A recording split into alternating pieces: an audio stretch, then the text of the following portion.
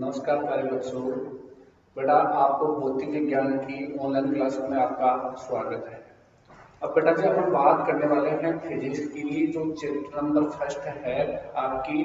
अब जो नया सिलेबस है उसके अकॉर्डिंग अपन बात करने वाले हैं। जो आपका नया सिलेबस है एनसीईआरटी, उसमें 2 बुक है और जो पहली बुक है उसकी अपन बात करने वाले हैं। उसका जो चैप्टर नंबर फर्स्ट है ना। अब इस चैप्टर नंबर फर्स्ट का नाम है विद्युत आवेश,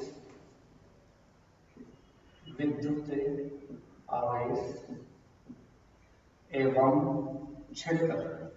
अपन बात करने वाले हैं, ये जो चैप्टर नंबर फर्स्ट है उसका सबसे पहले अपन बात करेंगे बेसिक। और इस बेसिक से आपको लिंक मिलने वाली है इस पूरी चैप्टर नंबर फर्स्ट है उसी का जो मेन पार्ट है विद्युत आवेश। और इस विद्युत आवेश की जितनी भी बेसिक चीजें हैं कि आवेश कैसे उत्पन्न होता है, आवेश कौन कौन सी विद्युत से उत्पन्न हो सकता है, आवेश कौन कौन से क्षेत्र उत्पन्न कर सकता है, ये चीज सब अपन बात करने वाले हैं डिटेल से। इस मतलब कहने का मतलब सीधी सी बात है, इस विद्युत आवेश का जितना भी है उतना इसका पोस्टमार्टम करने वाला हूँ। नंबर 1 देखो, जो जो विद्युत आवेश है उसमें सबसे पहले आप मान लो कोई किसी वस्तु है उस पर क्या है, आवेश है। पहले आवेश थोड़ा सा मान लो किसी वस्तु पर क्या है, आवेश है। अब आवेश की आपके पास 2 अवस्थाएं हो सकती है कि एक तो आपका जो आवेश है, एक तो आपका जो आवेश है वो आपका हो सकता है एक तो कौन सी स्थिर अवस्था में, और दूसरा हो सकता है स्थिर अवस्था में, और दूसरा आपकी जो अवस्था है वो आवेश हो सकता है गतिशील अवस्था, गतिशील अवस्था, अवस्था।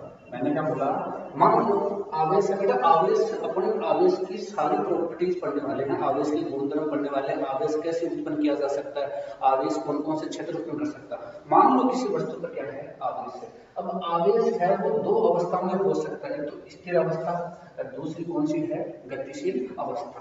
अब जो आवेश है स्थिर अवस्था में है तो ये कौन से एक क्षेत्र का निर्माण करता है। अगर आवेश स्थिर अवस्था में है तो यह एक क्षेत्र का निर्माण करता है, और वो क्षेत्र है बेटा केवल है आपका विद्युत क्षेत्र, विद्युत क्षेत्र, और जिसको अपन डिनोट करते हैं कैपिटल ई से। मतलब मैं सीधी सी बात बोलूं, अगर किसी वस्तु पर आवेश है, आवेश कौन सी अवस्था में है, स्थिर अवस्था में, तो स्थिर अवस्था में अगर आवेश है तो वो केवल केवल निर्माण करेगा एक क्षेत्र, और वो क्षेत्र कौन सा है आपका विद्युत क्षेत्र। यहाँ क्वेश्चन दोनों दोनों प्रकार से अगर पूछ सकता है, तो यही से क्वेश्चन का निर्माण हो रहा है। कोई पूछे अगर केवल विद्युत क्षेत्र का निर्माण कब होता है, जब आवेश कौन सी अवस्था में हो, स्थिर अवस्था में।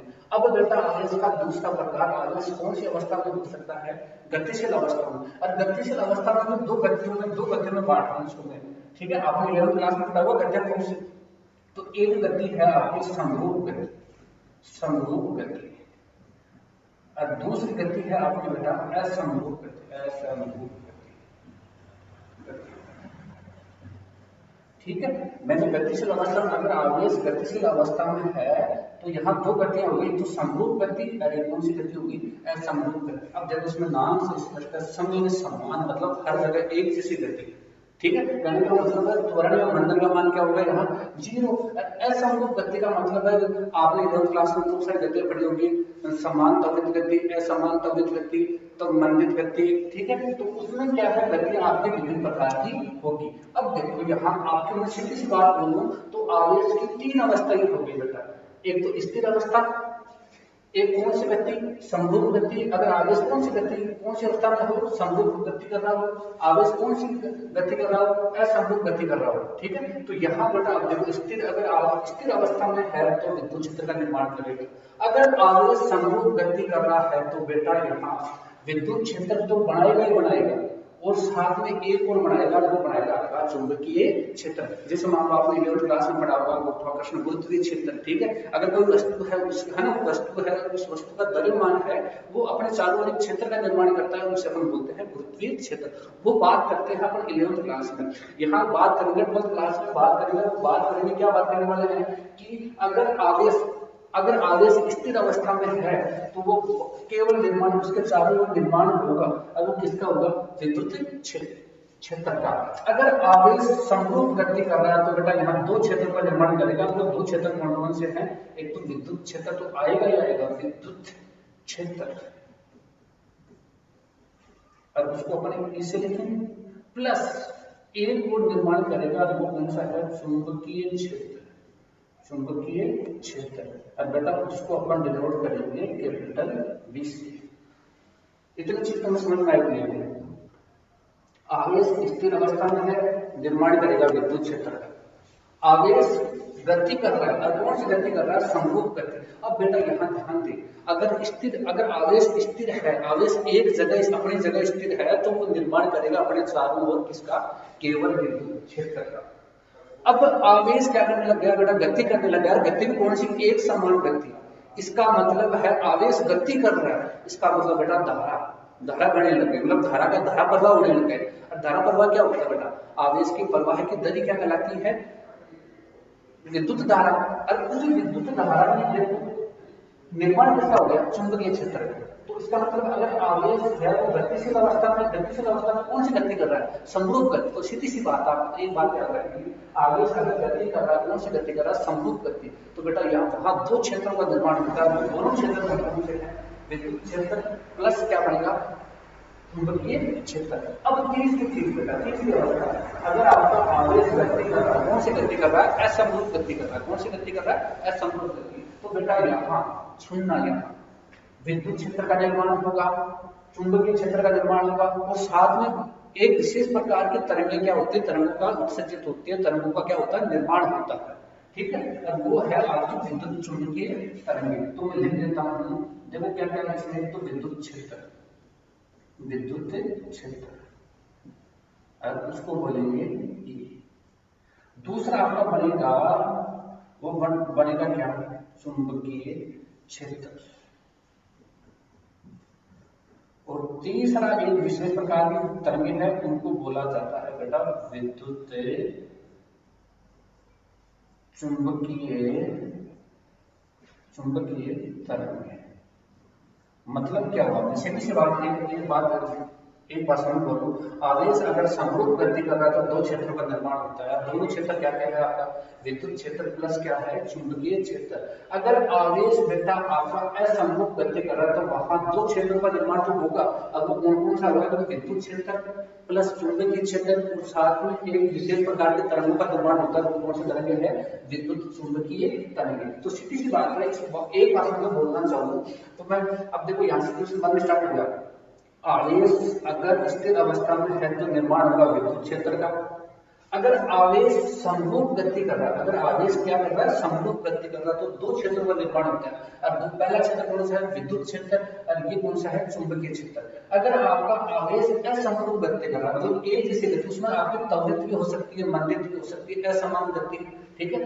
तो उसमें है आपका तीन क्षेत्रों का निर्माण होता है। तीन क्षेत्र मतलब है, दो क्षेत्र तो विद्युत क्षेत्र और क्या चुंबकीय क्षेत्र, और साथ में एक तरंगे कौन से उत्पन्न करता है, विद्युत चुंबकीय तरंगे। इतनी चीज तुम्हें समझ में आती है तो बेटा कि आप डायग्राम, ये आपका जो चैप्टर फर्स्ट है उसमें विद्युत आवेश है, उस आवेश को स्टार्ट करने से पहले बेटा आपका ये बेसिक है। अब देखो सीधी सी बात है, अपना जो पहली बुक है उसमें शुरू के दो चैप्टर है, शुरू के दो चैप्टर है बेटा, उसमें अपन बात करने वाले हैं विद्युत क्षेत्र की। मतलब उसमें आपका जो आवेश होगा वो कौन सी अवस्था में होगा, आपकी स्थिर अवस्था में होगा, वहां निर्माण होगा किसका, विद्युत क्षेत्र का। बाकी के चैप्टर है उसमें आवेश गति करेगा किसमें, विद्युत ऐसा समरूप गति, उसमें आएगा विद्युत क्षेत्र, क्या आएगा, चुंबकीय क्षेत्र। और एक आपका जो चैप्टर बचा है उसमें अपन बात करने वाले हैं किसकी, विद्युत चुंबकीय तरंगे। तो आपकी ये जो फर्स्ट बुक है, ठीक है, उसमें शुरू के दो चैप्टर में जो आवेश है वो कौन सी अवस्था में रहेगा, स्थिर अवस्था में। और बाकी जो और चैप्टर बचे हैं उसमें किसमें रहेगा, गतिशील अवस्था। गतिशील अवस्था में कौन सी, समरूप गति, वहां दो क्षेत्रों का निर्माण होगा, कौन से, विद्युत क्षेत्र और क्या, चुंबकीय क्षेत्र। और असमरूप गति जो एक चैप्टर है उसमें अपन बात करने वाले हैं किसकी, विद्युत चुंबकीय तरंगों की। ये आपका डायग्राम है, ये आपको उसका लीड देगा आपको आवेश के बारे में। मतलब आपको चैप्टर स्टार्ट करने से पहले आपका कुछ बेसिक है, उस बेसिक से बेटा फिजिक्स आपकी क्या होगी, क्लियर होगी। तो आप ये डायग्राम बता दो, आवेश है, आवेश स्थिर अवस्था में, दूसरा है गतिशील अवस्था में। गतिशील अवस्था मतलब गति में दो भागों में बांटते हैं, तो समरूप गति और एक कौन सी, असमरूप गति। अगर केवल विद्युत क्षेत्र का निर्माण, देखो यहाँ से क्वेश्चन आपको रिवर्स भी पूछ सकता है, केवल विद्युत क्षेत्र का निर्माण कब होगा, तो आप बोलोगे सर आवेश कौन सी अवस्था में होगा, स्थिर अवस्था में होगा। अब आप बोलोगे सर अब विद्युत क्षेत्र तो यहाँ भी है, तो ये केवल विद्युत क्षेत्र का निर्माण होगा स्थिर अवस्था में। अगर आवेश समरूप गति कर रहा तो विद्युत क्षेत्र में क्या होगा, चुंबकीय क्षेत्र। अगर असमरूप गति कर रहा तो उसमें स्थान में एडिशनल चीज क्या होगी, विद्युत चुंबकीय तरंगे। आप ये डायग्राम नोट कर लो बेटा, इसके बाद में आपको आगे की स्टेप हमने शुरू करने वाले हैं। अब देखो इसमें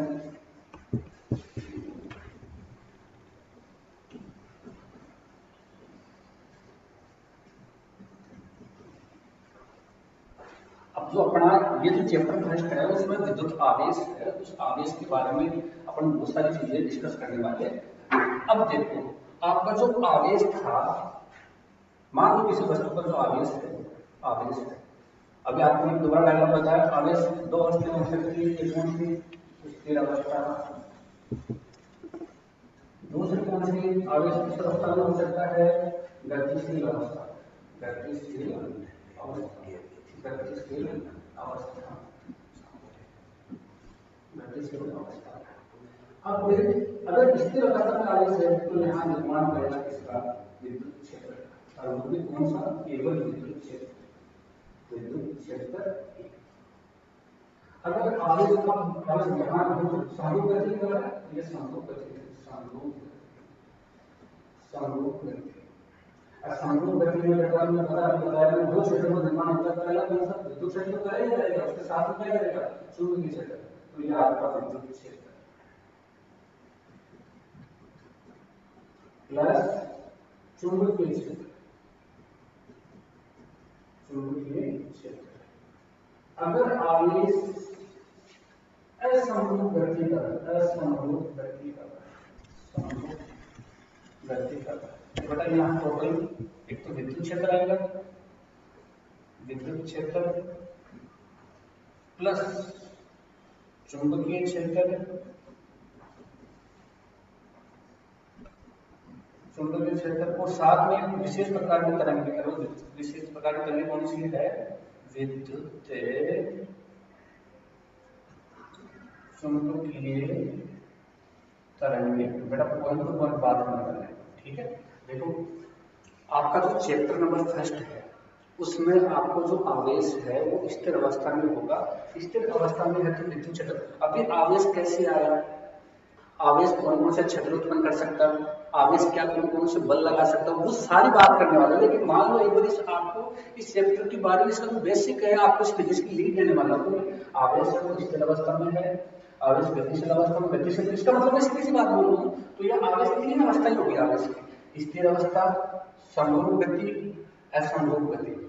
अब ध्यान दो बेटा, यहां से अब आपको एक चीज बताओ, अगर आपका आवेश है, आवेश है, आवेश है, यहीं से आपके डेफिनेशन बनना स्टार्ट हो जाएगी।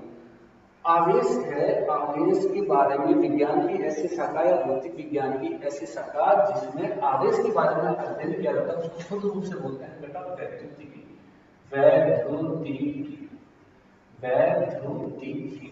मतलब अब उसमें आपका जो आवेश, वैद्युतिकी विज्ञान की वह शाखा जिसमें आवेश के बारे में क्या किया जाता है, अध्ययन किया जाता है। आवेश के बारे में क्या किया जाता है, अध्ययन, उसे क्या बोलते हैं, वैद्युतिकी। जैसे मान लो आप 11वीं क्लास में, 12वीं क्लास में आप जैसे प्रकाश के बारे में पढ़ते हो उसे बोलते हैं प्रकाशिकी। 11वीं क्लास में आपने उष्मा के बारे में पढ़ा उसे बोलेंगे उष्मागतिकी। वैसे अगर आप किसी भी विज्ञान की वह शाखा जिसमें आवेश के बारे में अध्ययन करते हो उसे बोलते हैं वैद्युतिकी। बात समझ में आ गई? या फिर तुम्हें और भी बेस्ट में परिभाषा बनाना चाहो तो विज्ञान की वह शाखा जिसमें आवेश के क्षेत्रों एवं आवेश के प्रभावों का क्या किया जाता है, उनके बारे में क्या किया जाता है, अध्ययन किया जाता है, उसे क्या बोलते हैं, वैद्युतिकी। तो सीधी सी बात क्या बोलिए कि आवेश का अध्ययन किया जाता है फिजिक्स में, उसे क्या बोलते हैं, उसे बोलते हैं वैद्युतिकी। क्या बोलते हैं बेटा, वैद्युतिकी। अब अगर आपका आवेश कौन सी अवस्था में है, स्थिर अवस्था में है, तो उसे बोलते हैं स्थिर वैद्युतिकी, स्थिर वैद्युतिकी। देखो नाम से स्पष्ट है, वैद्युतिकी मतलब आवेश के बारे में अध्ययन किया जाता है तो वैद्युतिकी। और उसमें भी आवेश कौन सी अवस्था में होना चाहिए, स्थिर अवस्था में होना चाहिए। अगर आवेश आपका स्थिर अवस्था में है, अगर आवेश आपका स्थिर अवस्था में है तो आवेश के बारे में अध्ययन किया जाता है, उसे बोलते हैं स्थिर वैद्युतिकी। तो अपने जो नेक्स्ट जो लाइन होगी वो होगी कौन सी, स्थिर वैद्युति की, स्थिर वैद्युति की। अब ये तुम्हें बोल देंगे कि सर अगर आवेश अपना गतिशील अवस्था में है तो उसे बोलेंगे गति की वैद्युति की, मतलब उसमें आवेश क्या होगा, गतिशील अवस्था में होगा।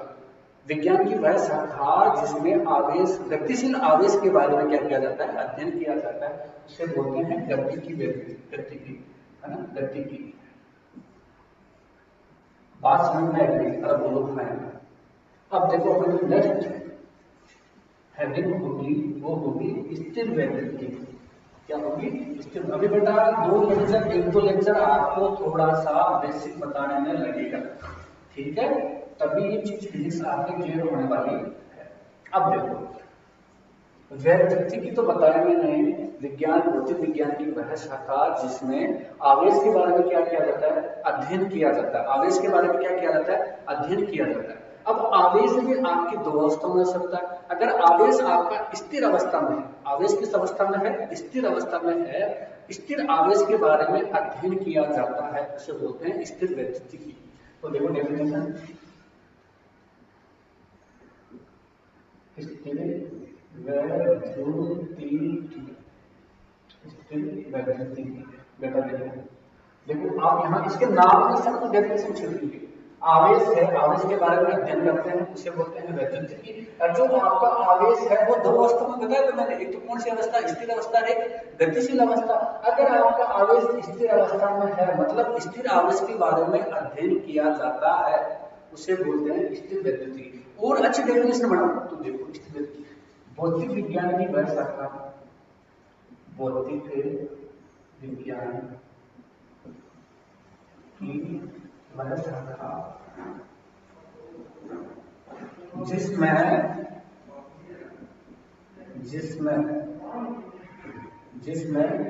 आवेश की संख्या स्थिर आवेश, जिसमें स्थिर आवेशों कोमा। अब स्थिर आवेश है तो क्षेत्र निर्माण करेगा किसका, केवल विद्युत क्षेत्र का। स्थिर आवेशों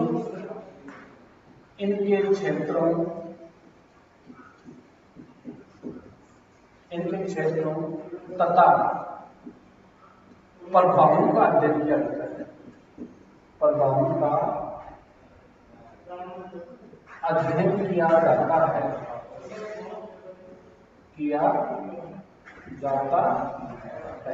बेटा क्या करना है, स्थिर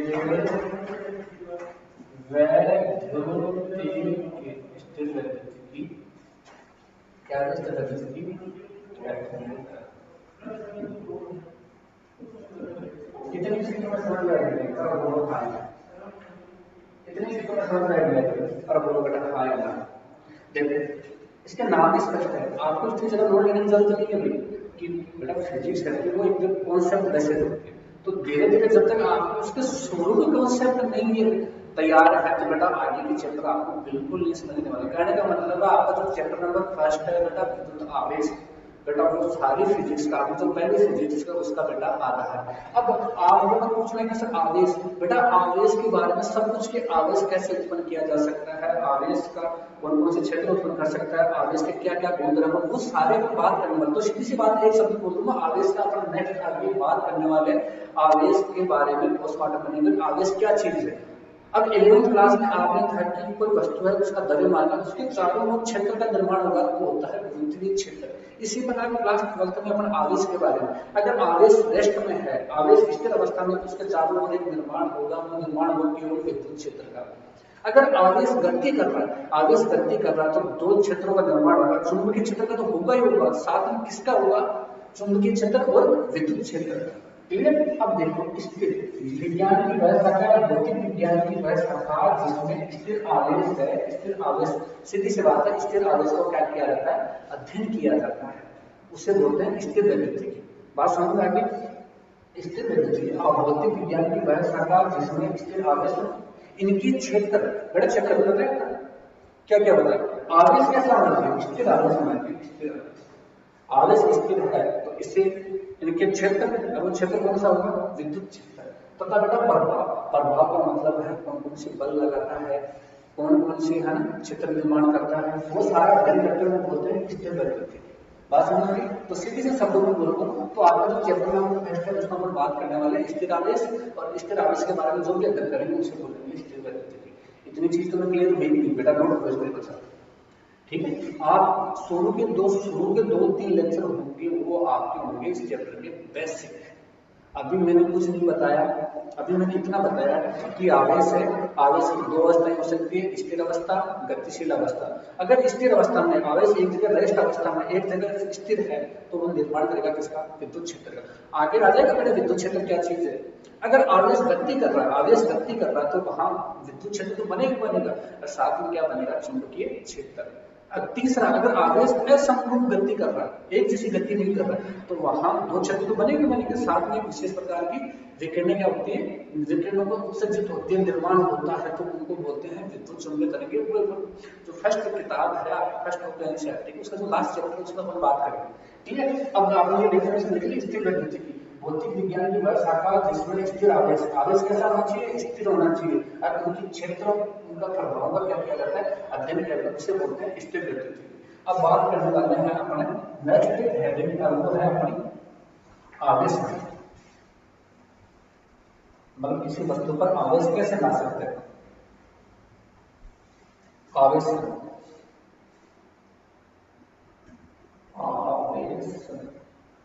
बेटा उसको बोलेंगे चार्ज। मतलब किसी वस्तु पर आप चार्ज आवेश, देखो नाम से इसका किसी वस्तु पर आवेश लाना, किसी वस्तु को आवेशित करने की प्रक्रिया क्या कहलाती है, आवेशन करना। मान लो कोई वस्तु है, आपको उस पर आवेश लाना है बेटा, क्या लाना है, आवेश लाना है, उस वस्तु को आवेशित करना, और उस प्रक्रिया को कहते हैं, उसको बोलते हैं आवेशन। आवेशन का मतलब है बेटा चार्जिंग। इंपोर्टेंट ये है बेटा, अच्छा कंसेप्ट है कि आवेशन क्या चीज होती है। किसी वस्तु है उस पर आपको क्या लाना है, आवेश लाना है, और उस आवेश लाने की प्रक्रिया को बोलते हैं आवेशन। क्या कहते हैं, आवेशन। अब देखो इसका बेसिक समझो, इसका कंसेप्ट समझो क्या है। अब मान लो कोई भी वस्तु है, प्रकृति में कोई भी वस्तु है, ये वस्तु है, वस्तु इसको नाम दे देंगे क्या। अब तुम्हें पता है हर एक प्रकृति में हर एक वस्तु है वो मिलकर बनी होती है किसी बेटा परमाणु से, किसी मिलकर बनी होती है परमाणु से।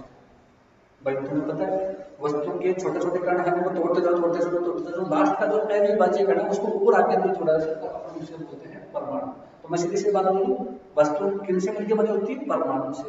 अब बेटा तुम्हें पता है परमाणु पढ़ा होगा आपने, परमाणु के मूलभूत कण कितने होते हैं, 3 मूलभूत कण होते हैं बेटा। कौन कौन से होते हैं, इलेक्ट्रॉन,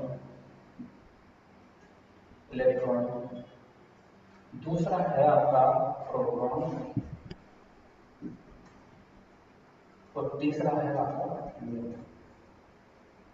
इलेक्ट्रॉन, प्रोटॉन, न्यूट्रॉन। कोई भी वस्तु है प्रकृति में, परमाणु कोई भी वस्तु है वो किनसे मिलकर बनी होती है, परमाणु से। और परमाणु के बेटा 3 मूलभूत कण होते हैं, और वो मूलभूत कण क्या होते हैं, इलेक्ट्रॉन होते हैं, प्रोटॉन होते हैं, और क्या होते हैं, न्यूट्रॉन होते हैं। अब तुम्हें पता है इलेक्ट्रॉन पर बेटा चार्ज होता है, इलेक्ट्रॉन है, इलेक्ट्रॉन पर आपको आवेश, और आवेश कितना होता है बेटा, माइनस का 1.6 गुणा 10⁻⁻⁻19 कूलम। बेटा ये कूलम का मतलब है आवेश है, आवेश का मात्रक क्या होता है, कूलम।